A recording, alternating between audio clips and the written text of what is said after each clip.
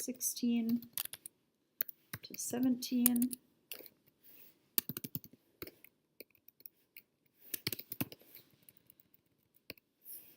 And then a whole bunch at the hip. So starting at 3:45 until 5 o'clock at the hip is the combo 12U girls team.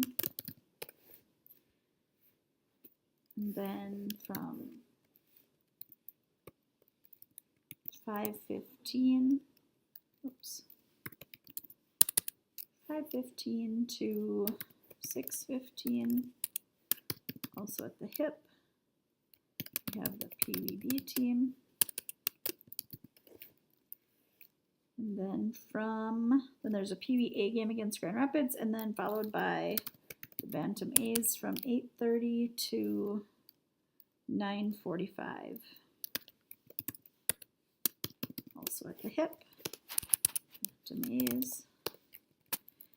And then on the 11th, finally for this week, 3:45 to 5, in White Lakes, the PVA's. From 5:15 to 6:15, the mites.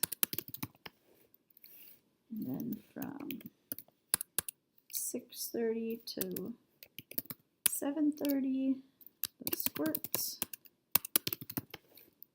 And then from 7:45 to 9 o'clock, combo team, the PVBs. All right, so that's the schedule for the week. The games have already previously been updated. So we want to fill in the rest of these cells because it's all 0 for the all-day event, which means it's not an all-day event. Again, if it were an all-day event, we would put a 1 in here. The event type is that it's a practice. And now the most important thing is this tags menu. And then on the template, you can see everything else is blank. Everything else is blank. That's different things for games and different types of setups. So the main thing is you need column A, B, C, D, E, which is the start date, the start time, the end date, the end time, the title, which is just the team. No description in here. The location is important. Then you can skip a few fields again until you get to the all-day event and the event type.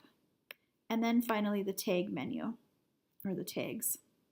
So that was the document that I showed you before, all of these tags.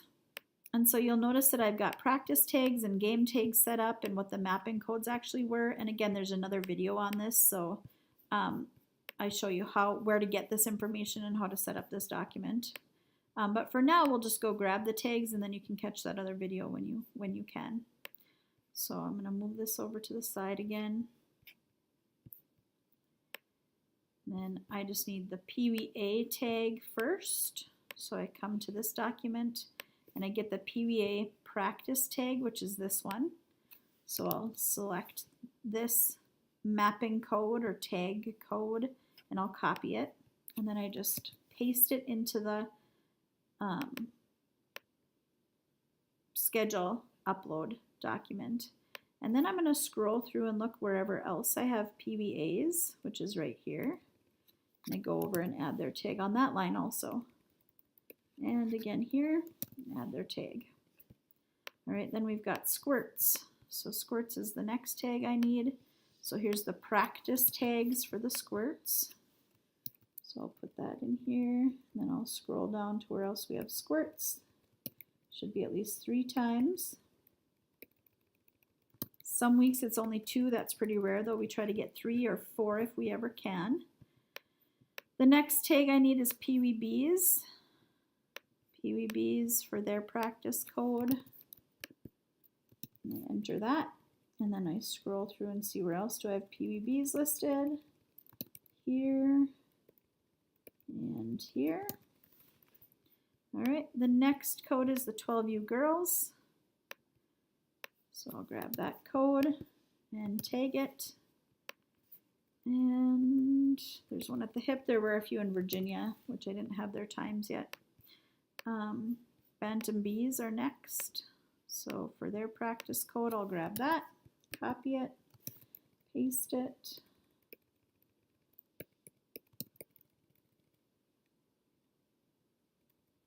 So 2 of them.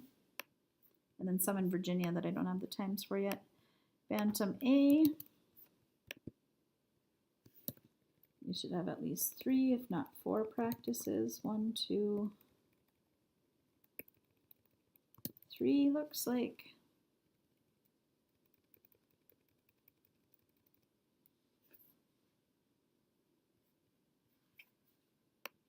And then mites.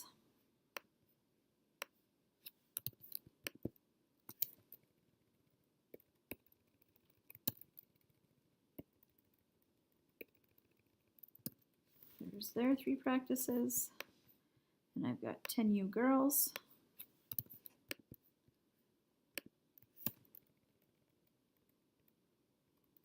And then the last 2 are the pops and termites, or minis and termites. All right, that's it.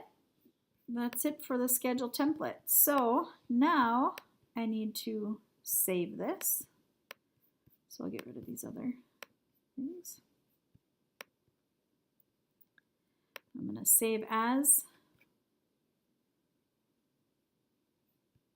This is January 7th to the 13th. And you do save it as CSV, which is the, so down here, the type, comma, separated values of CSV. That's the coding that it has to be saved as.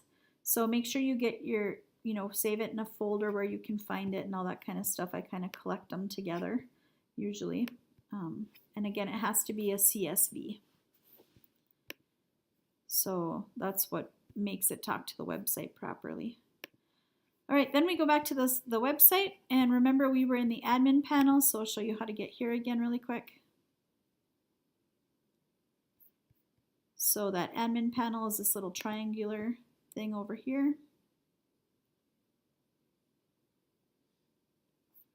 Admin control panel, and then website tools tab,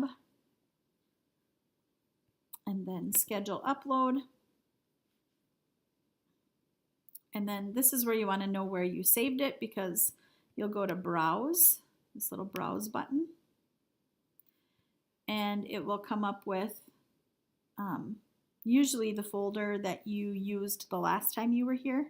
So mine automatically came up to my website folder, and now I just have to find the proper date because that's how I named it.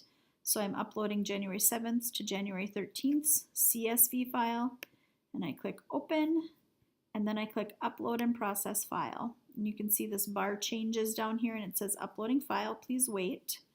So now we just wait for a minute, and then it gives you this update basically that says 22 records were read from the file and 22 events successfully added to the calendar. If you have errors, they would also show you that. So just let me show you also. I just clicked back to the schedule upload page, and if you scroll down, you can actually see all of your uploads here and what the results were. So like here back on November 11th, I had 164 uploads. This was probably adding all the youth games. So that was 164 lines of data. Okay, you can kind of see the result and what happened then. So if you click on result, it'll be there for you. And the other thing you can do is you can actually export this. So if you click on this export, so let's say you lose the files that I send you, or they won't open or something. If you come back to the website and click that export, it will open for you, and you'll actually be able to see here is the template for all of the games. So you can see there's quite a bit more columns that we had to use for games. And that all-day event thing, sometimes the one will be in there. Let's see if I can find one, or if I did them separately. Well, I might have done them separately. But all-day events would be like if there's tournaments and that kind of stuff, it could be noted in there that way. So these or maybe I didn't. It looks like I just put zeros in there. I could have done all day for those though. I probably meant to. But you'll see that you also, here's a, like column O says team 1 is the home team, so you'll put a 1 or a 0 depending on not the home team, or a 1 for yes, the home team. Team 2 ID we don't have, but you still have the tags. And now, not only do you have the tags, but you also have the team ID. So the tags, so that it gets on the calendar okay. So this is the home page tag and the calendar tag. And then the team ID is actually the team that it involves. So there's kind of a few more to do. But anyway, so that was the game upload, and that was all on the schedule upload template. So that was the games, but if you still scroll down and you look at any of these other regular weeks, you can actually just get the regular practice template too, since it's a little bit different, and work off of that. So there's a couple of options to get those things. All right, so let's go back to the website really quick, and then we'll look at the calendar. You can see on the home page here, it's all updated now too. So the calendar for the 7th through the 13th, you can see that all the practice times are in here now. And the tags are correctly labeled also. So this is a PBA practice in Hoyt Lakes, and it's the home page is tagged as well as the PBA team. So again, anyone who has it synced to their phone, it will display properly on their phone. Because people sync depending on what team their player is on. All right, so hopefully that is helpful. And that's how we do the schedule upload.